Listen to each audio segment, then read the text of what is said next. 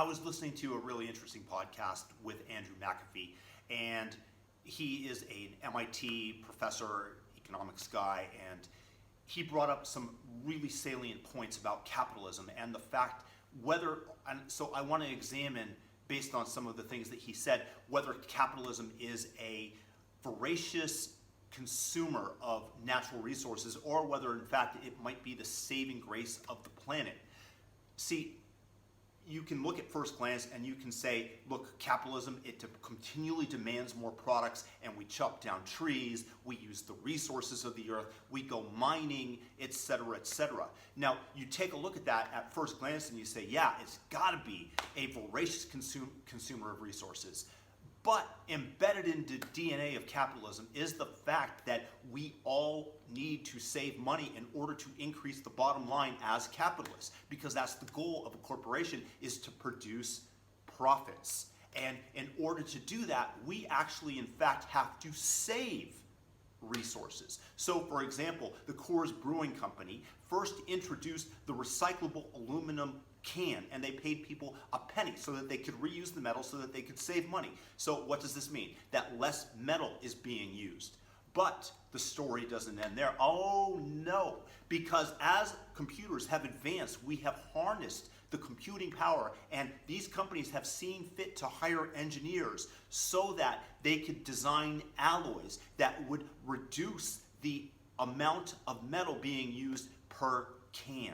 So for today's modern cans weigh about 20% of the original aluminum can, which means less consumption of metal, which means less resources used to ship them in the form of fossil fuels because of the weight of the can. It means less lifting, etc., etc. But overall, this means less metals are being used, less natural resources are being used to produce the same amount of goods. Okay, this is just one example. Another fantastic example.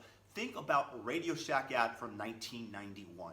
You see your VCR camcorder, $898. You see the computer there. You see the portable CD player and various other things. Well, guess what? All those things used to need plastics to input.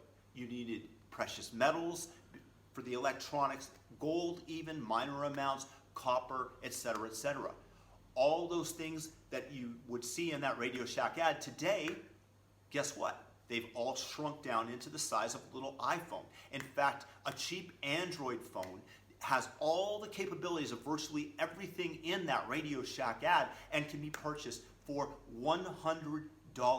That's right, you get the video camera, you get the tape recorder, you get the web browser, you get the computer, you get the ability to type and dictate even, functionality that never used to exist, but it uses far less natural resources. Again, all the precious metals that would go into said items, all of the plastics, the shipping, the weight of all these things. And yet today is that big and getting thinner, smaller, more efficient. So this is an example of the desire for profit actually reducing the amount of raw materials that are needed, and we should be super hopeful of this fact. You know, and you take a look at all the capitalists, you know, Bill Gates, Jeff Bezos, Elon Musk. I mean, Bill Gates uses his fortune that he's accumulated by making the world more efficient and easier to do business by reinvesting that money, if you want to call it an investment, in eliminating disease and giving people in Africa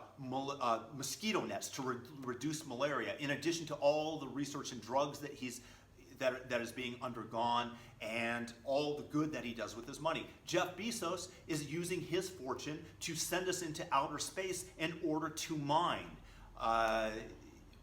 asteroids. And we can now take the precious metals and whatever other minerals are in asteroids, assuming that this goes through, and be brought down to Earth, and that is going to stop and prevent mining from being done on Earth, because all these minerals are available in mass in asteroids if we can reach them and mine them and then get back. And it's an engineering challenge, but it's an exciting one, and this is going to lessen the amount of mining that is going to be done on Earth. And you take a look at Elon Musk, because of capitalism, we have these cars that are gas guzzlers that just use huge amounts of fuel, that fund Saudi Arabia, that fund all these Middle Eastern countries where terrorism comes from, Iran, Saudi Arabia, et cetera, et cetera.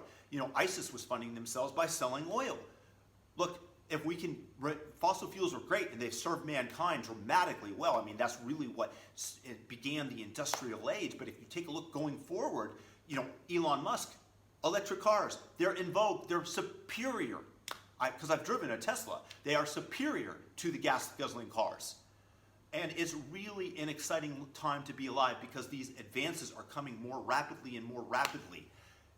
And I'm just ever thankful. So yes, capitalism does consume resources, but as human beings, we are going to consume resources. If you take a look at all the good that capitalism has done, advancing our quality of life, advancing the length of time that we live, advancing the enjoyment that we have, it's absolutely amazing. It's a great time to be alive.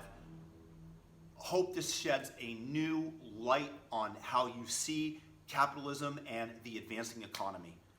Very exciting time to be alive if you're in the human race. Peace and blessings.